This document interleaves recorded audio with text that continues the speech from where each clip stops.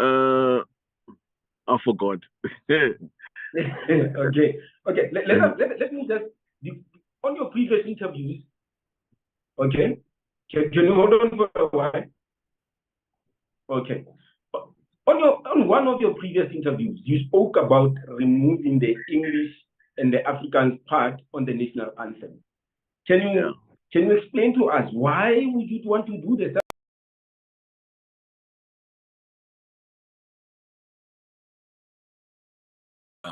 Maybe that's why we are here. We really have to clarify it, you guys. You know the stem. 80 blote van ons hemel en die diepte van ons see. Afrikaners used to sing that when they used to butcher our people. Every time they have to slaughter the liberation heroes, they would sing that. So also the stem is also part of decolonization. We must be decolonized. We must do away with it because it belongs onto the past. You know, so many people have died on that song. Others, if you remember, when you went to Flag Plus, when the guys, they were like, the liberation heroes, that they were there, they were being tortured. These guys, they were busy singing "Edi Blood the Fan ons Hemel." So it is not, our national anthem. Our national anthem is Nkosi Sikelel' iAfrika by Enoch Sontonga. That was what we used to sing every single time. Nkosi Sikelel' iAfrika, maluphakamiso uphondo lenu, makube njalo kuze kube ngunaphakade. Enenyenye siyazi, it's something new to us. But worldwide, we've been seen as the rainbow nation. How are we going to make sure that maybe we include other races as well? We'll never be any actually in South Africa, there's never been any rainbow nation. Where's my land? We don't have the land. Where's the wealth of this country? It's actually located on the team land to the few. So that's why we're saying, even as the EFF, there's no heritage without the land. Where am I going to be doing amasiko wethu? Our tradition. We need the land.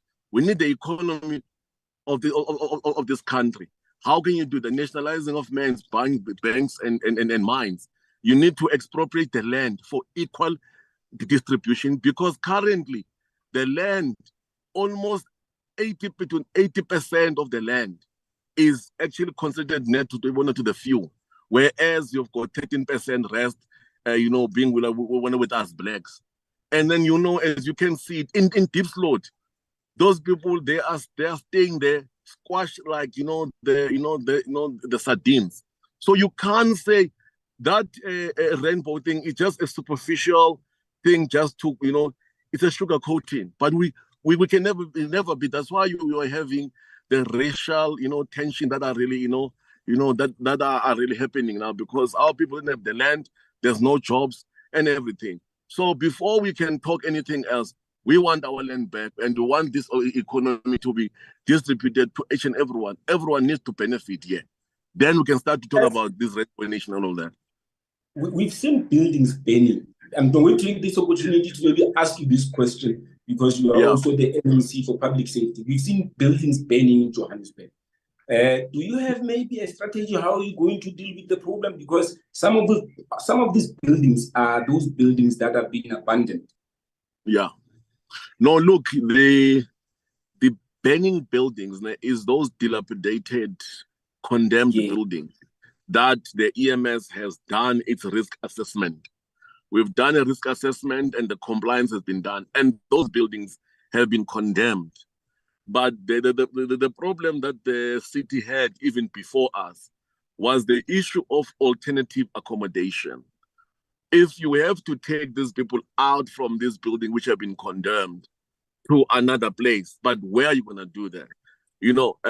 There's been a talk of tents, there's been a talk of whatever temporary structures you actually have, and also what we have is that you had an organization called Siri, with also rogue lawyers who are alleged to be collecting anyway every month to defend these people, so that our people can stay in those conditions which are actually bad. As a city, we care for our people. We really have to ensure that those buildings, we maintain them.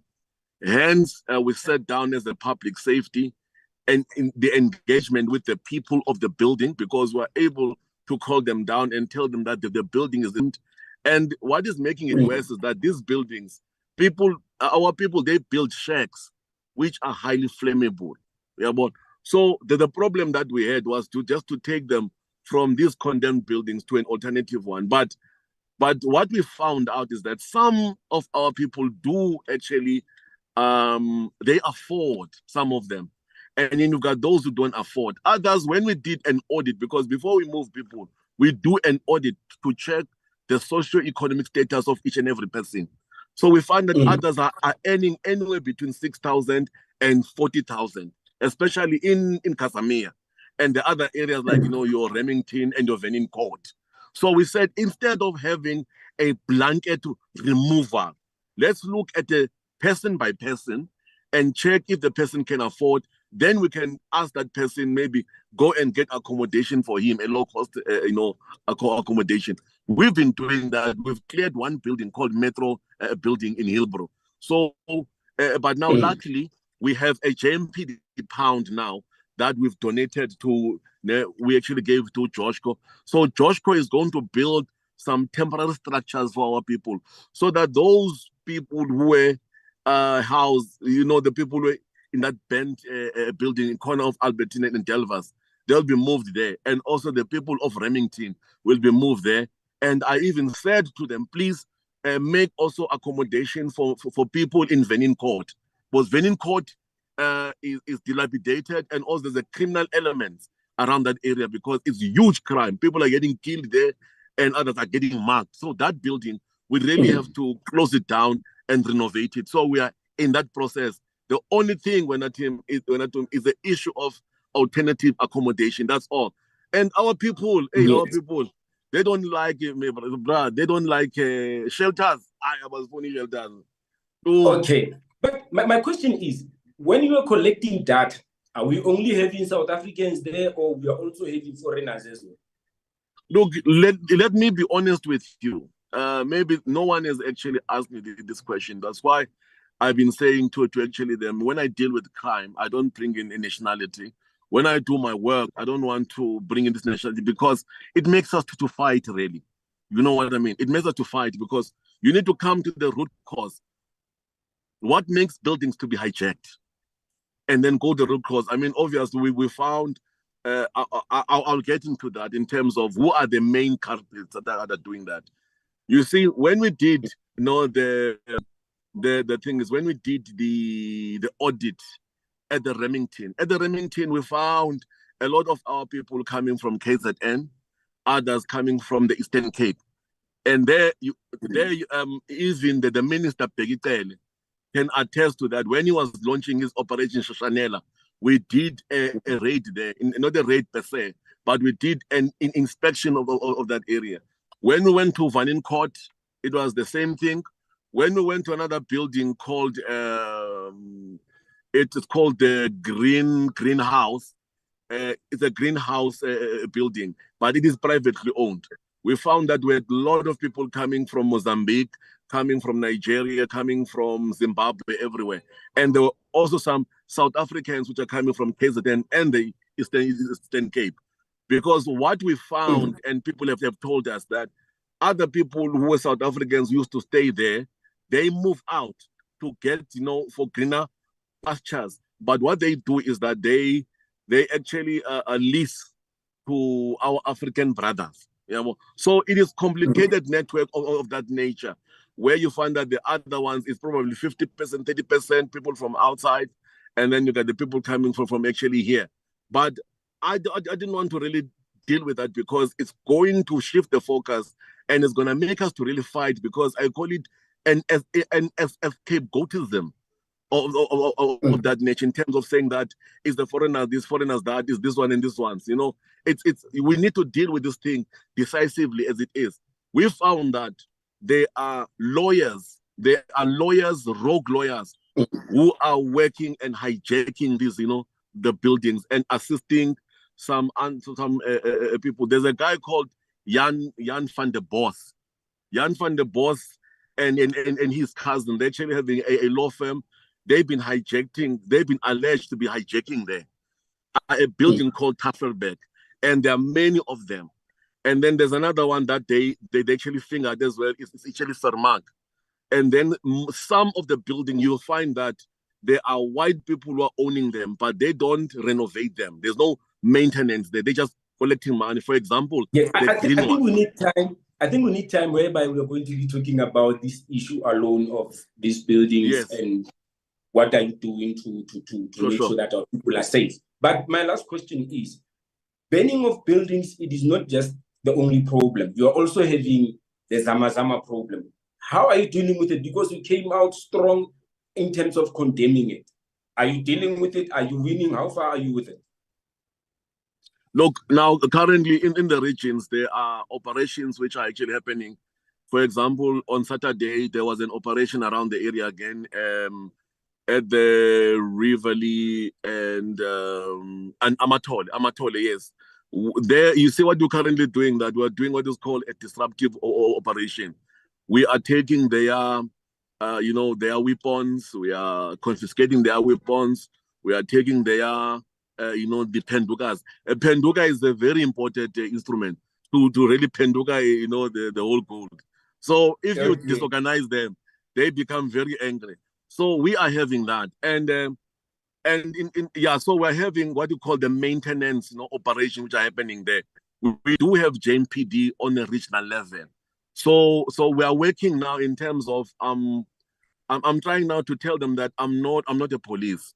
I'm not going to do their job. That's why you don't see me much now doing any operation. I said to them, I've shown you that it can be done. If there's a will, there's a way. So you need to have operations in deep slot. Where we are now currently, they've been doing visibility, they've been doing undercover operations and all of that. So there's not been any murders there now. So another unit has been doing operations. So we've actually spread it. So sometime the end of this October, we're going to be launching a new unit. It's a crime combating unit. It's a JMPD advanced tactical unit. That is a non-nonsense unit. It will never laugh.